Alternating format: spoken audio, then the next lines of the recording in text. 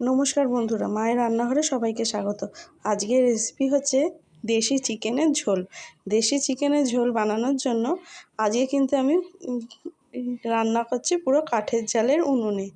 কোনো আজকে গ্যাসে রান্না হচ্ছে না। চলুন আজকে রান্নাটা দেখে নেওয়া যাক। দেশি চিকেনের ঝোলের জন্য প্রথমে কড়াইতে তেল দিয়ে এলাচ, দারুচিনি, শুকনো লঙ্কা, তেজপাতা নাড়াচাড়া করে দিয়ে দিয়েছি রসুন বাটা।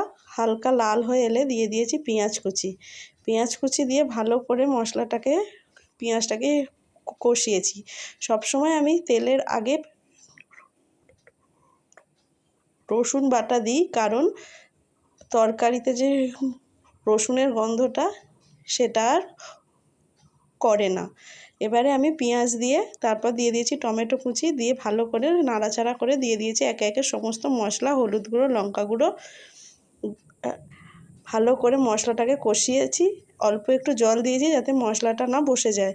দিয়ে এই যে দেখুন ভালো করে মশলাটা কষিয়ে দিয়ে দিলাম আগে থেকে ম্যারিনেট করে রাখা চিকেন। দিয়ে ভালো করে আমি চিকেনটাকে মশলার সাথে ভালো করে কষিয়েছি। আর যেই চিকেন থেকে জল ছাড়তে আরম্ভ করেছে দিয়ে দিয়েছি আগে থেকে ভেজে রাখা আলু। এরপরে আলুর সাথে চিকেনটাকে কষিয়ে তার কিছুক্ষণ ধরে আমি কষাবো যাতে ভালো করে চিকেনটার ভেতর মশলাটা যায়।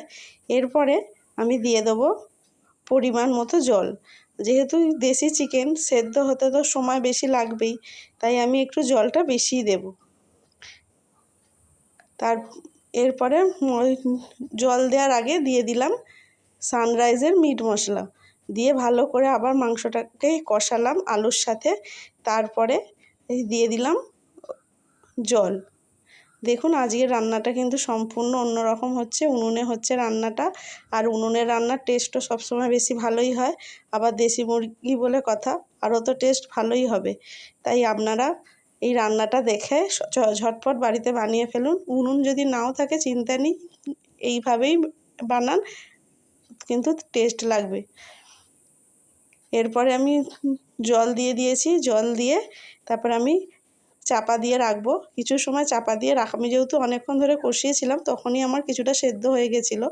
তারপরে জল দিয়ে চাপা দিয়ে দিতে কিছুক্ষণের মধ্যেই আমার কিন্তু ভালোভাবে সেদ্ধ হয়ে গেছে।